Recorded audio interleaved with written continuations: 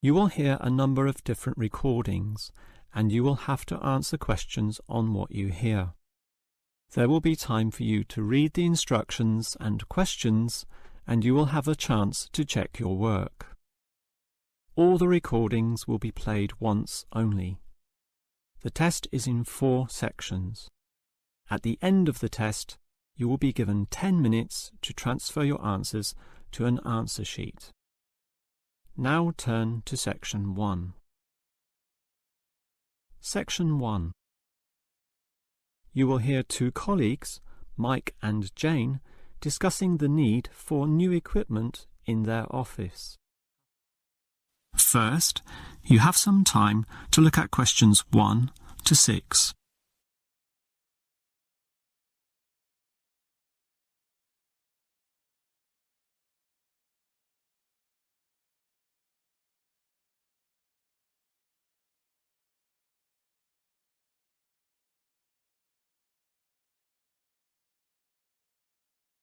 Now we shall begin.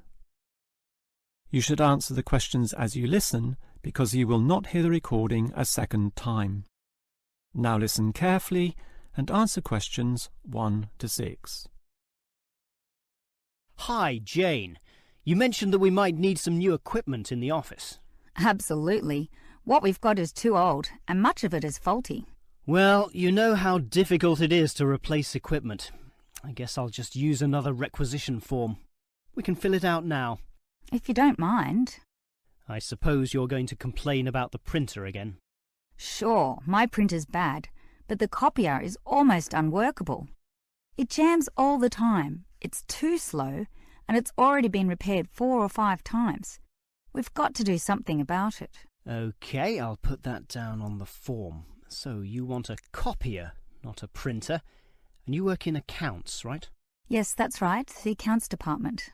OK, but this is a requisition form. There's meant to be a limit on the length of time you can have the item. We need it forever. The old machine's almost useless. The moment it gets repaired, it breaks again. Well, I'll just write ongoing, OK? That basically means the item will stay with us until I say otherwise. Now, the next question is, when do you want it? In a few days? 1 week? It usually takes a while for these things to arrive. If it arrived today, it would be better. We need it as soon as possible. Can you write today? Well, it can't come that quickly. I'll just write immediately. But be warned, that means it may still take some time to get here, perhaps a day or 2. That's annoying. We've got so much unexpected demand right now. Good. I'll write that as one of the reasons. We need 3 reasons, you know, or they won't grant this request. So for the second reason, I'll write original broken. And that's essentially true. It is broken. The truth is always good. But can you think of one more reason? Not really. But those first 2 reasons are surely strong enough, aren't they? Well, I think we still need a third reason. Maybe I'll have to bend the truth a bit. I'll just write, require more functions. OK? Or you could write, require faster speed. No, all these copiers operate at the same speed, so that reason won't sound true. OK, whatever it takes. Right. And shall I put your name? Jane Huang, spelt with a U, right? Well, actually, I would say your name would be more likely to get speedier results. All right. I certainly don't mind putting my name with this. Mike Green. G-R-E... Just like the colour green, right? But with that final E, which often tricks people. Yes, that E at the end tricks them all the time. Before you hear the rest of the conversation, you have some time to look at questions 7 to 10.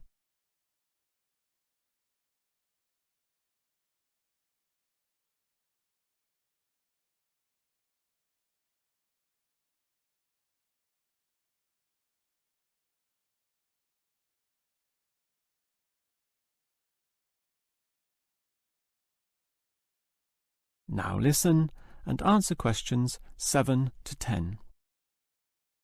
Actually, Jane, talking about office equipment needed, I've got a list before me of all the items purchased last year. There's certainly a lot, and I can see why the owners are getting concerned. Obviously, some things are necessary in the business, like the 20 boxes of copying paper I've just ordered. And it shows here that last year our office ordered 2 fax machines, which is certainly not excessive, but there's a lot of other equipment on this form which may raise questions.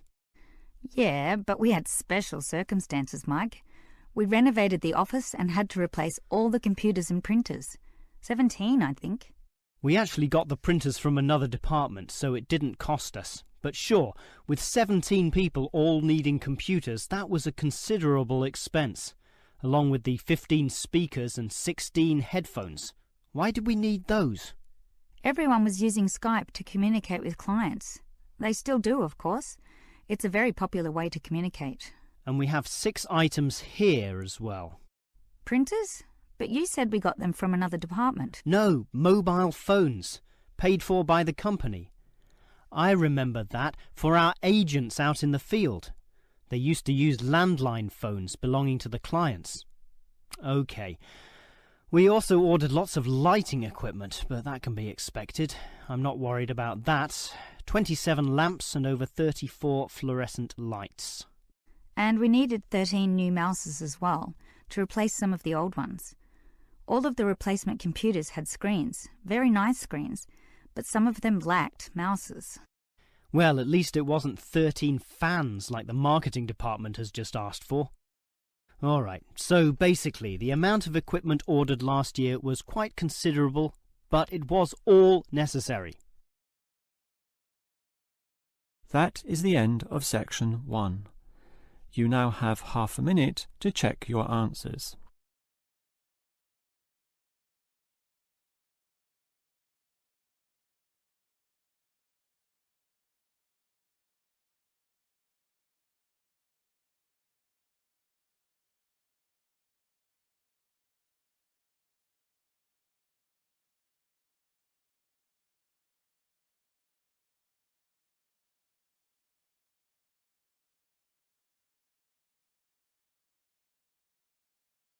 Now turn to section 2. Section 2.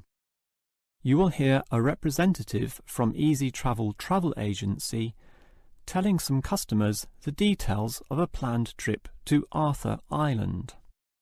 First, you have some time to look at questions 11 to 15.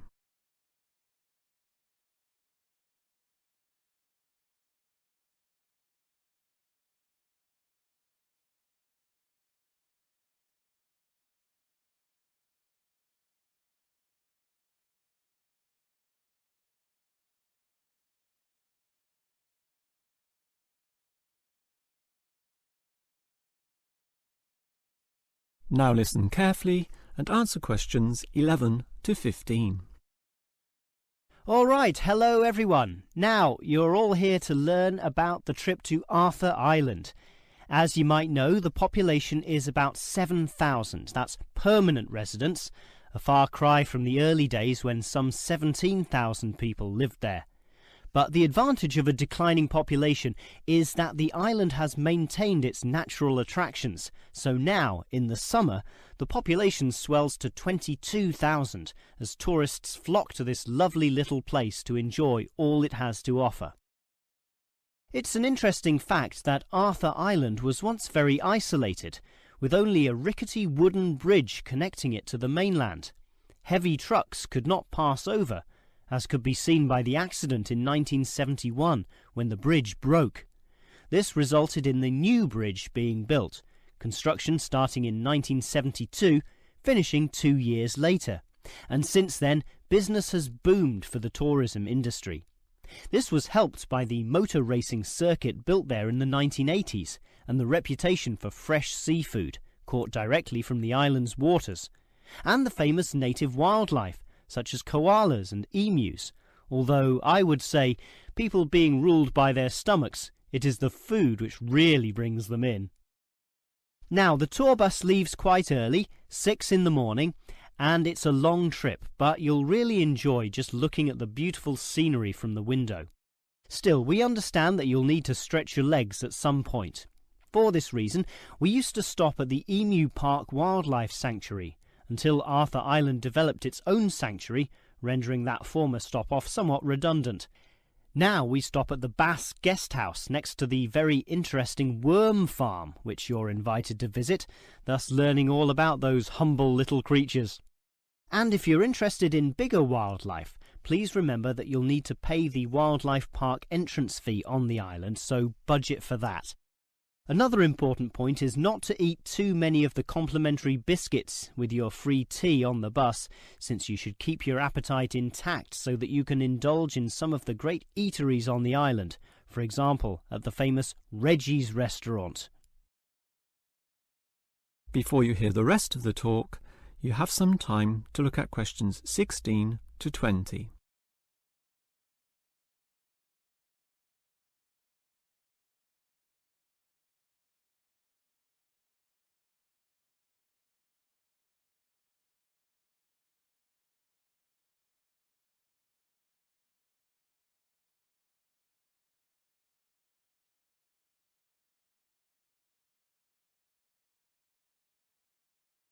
Now listen and answer questions 16 to 20. All right, you know about the history of Arthur Island and the details of our tour there, so let me now tell you a bit about the specific sites and attractions on the island itself. It's a small place, but there's a lot packed in there. If you want to cuddle a koala, the wildlife park is the first place to go.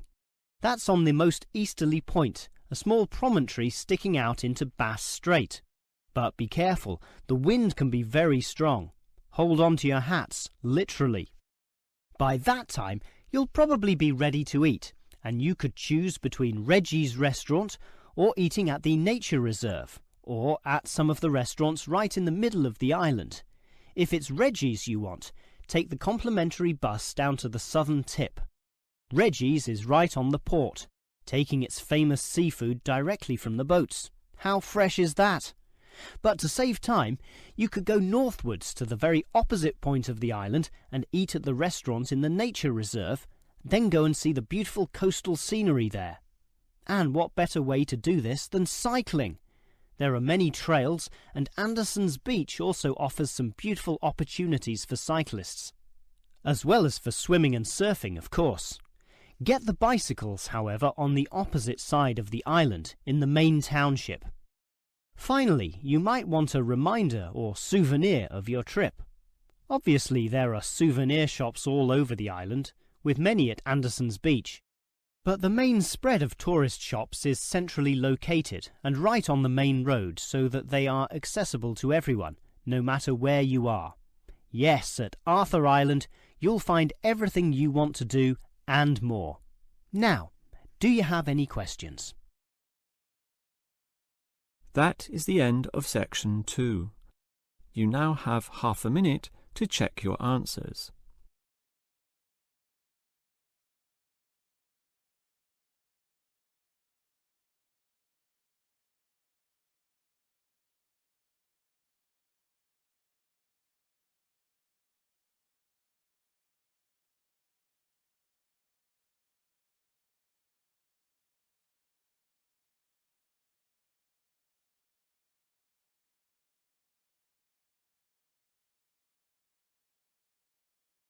Now turn to section 3.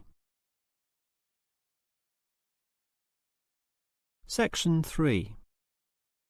You will hear two students, Sam and Liz, discussing a project for their marketing course. First, you have some time to look at questions 21 to 24.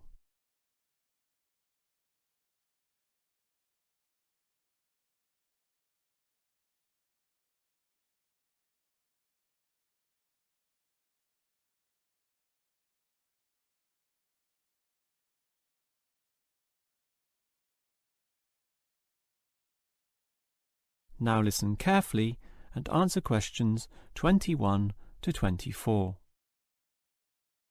Liz, I'm getting really worried about this marketing project we have to do together. Assessment is based on a single year-long project. Oh, don't worry, Sam. All it takes is appropriate planning. I used to work in finance and we always divided the year into quarters. So let's just do a quarter-by-quarter year-long plan. Well, I intend to firstly interview people. I mean, we need raw data for this project, right? Okay, that's your job. So we just need to coordinate my contribution so that we don't double up at the beginning. I can carry out the research on all the theoretical issues and background, for example. Well, why don't you do the summaries of the main texts as well? You know, write them up. Oh, I think we know those texts well enough already, and it's only optional anyway, so let's not bother with it. Okay. Now, moving on to the second quarter of the year, I'll start collecting all the relevant information, the details, facts, and examples from my book reading, while you can do an analysis of the first-hand information you got from the interviews. Okay, and then it's break time. I would say by then, mid-year, both you and I will have to decide on our point of view. And how we'll support it in the essay, and based on that, we can work together on designing an appropriate structure for the final writing, when we present everything. We'll need a bibliography, of course. I could do that in the third quarter, but since you did all the theoretical research, it would be a better job for you. We can do that at the very end of the year, but I'll make the preliminary list as I begin writing the essay proper. Meanwhile, you can begin sorting out the numerical data into easily readable formats. That's what the other students will be doing. You know, grouping statistics in tabular form or making graphical representations. And in the last quarter, we can proofread each other's work, allowing a different set of eyes to be involved. So I'll check your writing for any mistakes, typos, or logical problems. I'm sure the essay will certainly benefit from such a thorough proofread. And I'll check all your tabulated statistics and graphs for the same issues. And then we'll just put it all together. Well, now it sounds far less scary. That's right. All you need is a clear, logical, and coherent plan. Before you hear the rest of the conversation, you have some time to look at questions 25 to 30.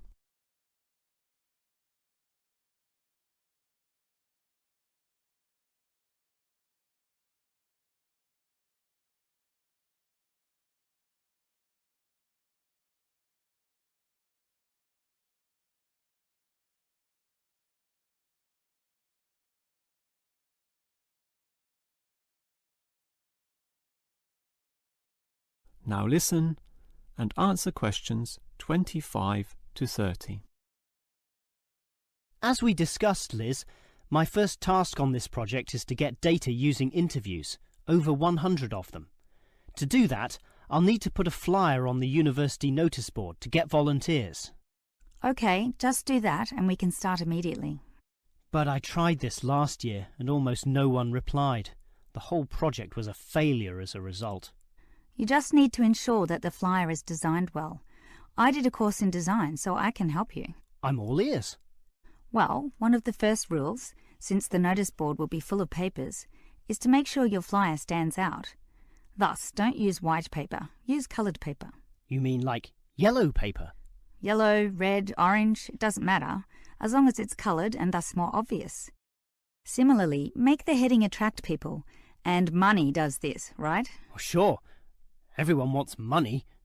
So don't say something boring such as help needed, but something such as easy money. That will immediately attract people's interest and also ensure they know that it won't take much time. These interviews are about half an hour, so tell them that right under the heading. Sounds good. Keep going. Well, by the same token, people don't have the time to read. They don't want to struggle through a large number of words. Thus, limit them. That will make the flyer easily and quickly read. Finally, there's a lot of false advertising and tricky people out there, so the readers might get suspicious, particularly when you're offering significant money for little work. You need to thus assure them that this is legitimate. So, at the very top of the page, make sure you indicate that the scheme has been approved by the course convener. Just some writing saying this, but you should also add a signature. It doesn't matter who signs it. People don't read it anyway. In fact, you could even sign it yourself. Don't worry, I can get a legitimate signature. But you should definitely include a stamp, which is more reassuring to the readers. What sort of stamp? The department stamp. Some people put the university stamp, but to be honest, anyone can acquire that from the student union. A stamp from your department shows much more authenticity. and that way everyone will feel that the scheme is legitimate and hopefully be willing to give you a ring. So that's it? It's all finished? That's it, apart from the contact details at the bottom of the page, of course. Of course. Hey, that was some useful advice. I think a flyer like that will really draw them in. Thanks for that. No problem. That is the end of section 3. You now have half a minute to check your answers.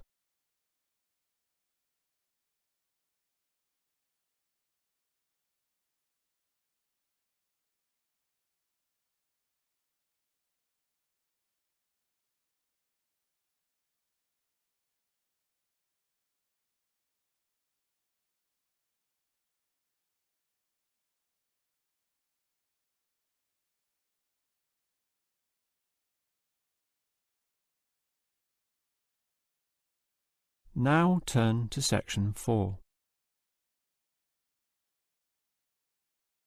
Section 4. You will hear a lecturer discussing movie ratings. First, you have some time to look at questions 31 to 34.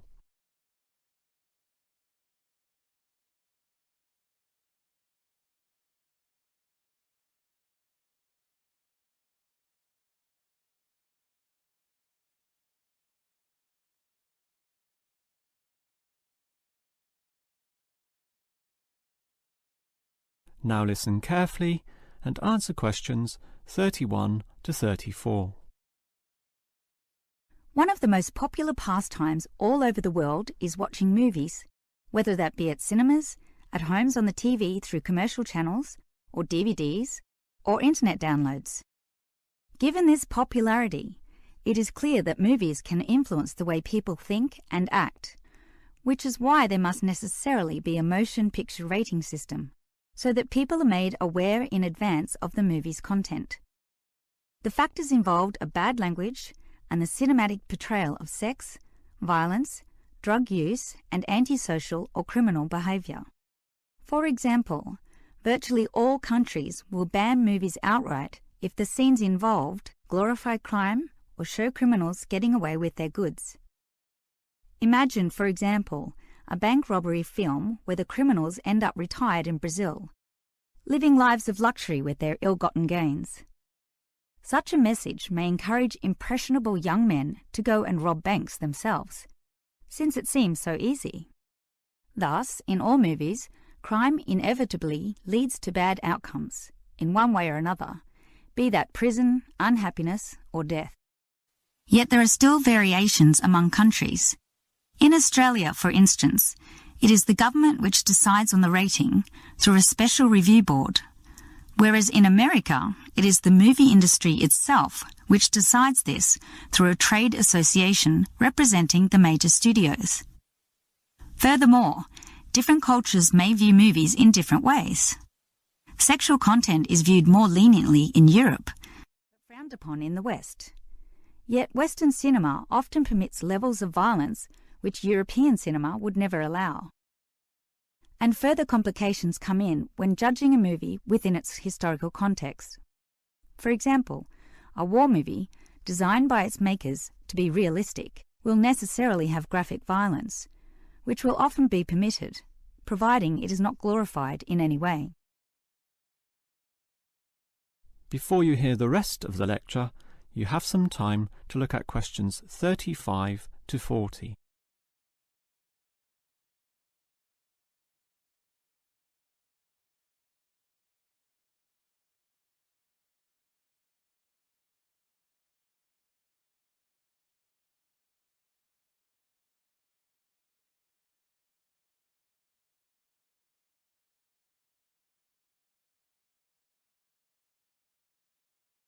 Now listen and answer questions 35 to 40. Since America produces the bulk of the world's most watched movies, why don't we look in detail at their movie rating system? It begins with the innocent G rating, standing for general audience, allowing all ages, even very young children, into the cinema. The films are fun and community-oriented, with nothing which would be objectionable. They are often released for the summer holidays, when children are free from school. But if these movies have a mild element of violence or inappropriate and lewd humour, or some scary scenes, then it would be a PG movie, standing for Parental Guidance Needed. This PG rating comes in two forms though: the weak version, a simple PG, or the strong version, PG-13. Most American movies are issued with this latter rating, since it allows the greatest proportion of the population to watch the movie, by which I mean children alongside their parents, while still allowing the movie itself to show society as it really is. Any rating higher than this will restrict children and limit viewership. In fact, if a movie, when shown to the trade association, fails to be issued with the PG-13, the offending scenes are often removed by the movie makers in order to secure this lower rating and ensure the greatest viewership. What all movie studios want to avoid is the R, or restricted rating. This means that younger children can only watch the film if accompanied by their parents, and many young teenagers simply don't want to do this. These films might have swearing, drug use, or horror scenes with blood and gore. And if these images are particularly graphic, the rating is lifted to NC-17. NC means no children. In other words, the movie is for adults only.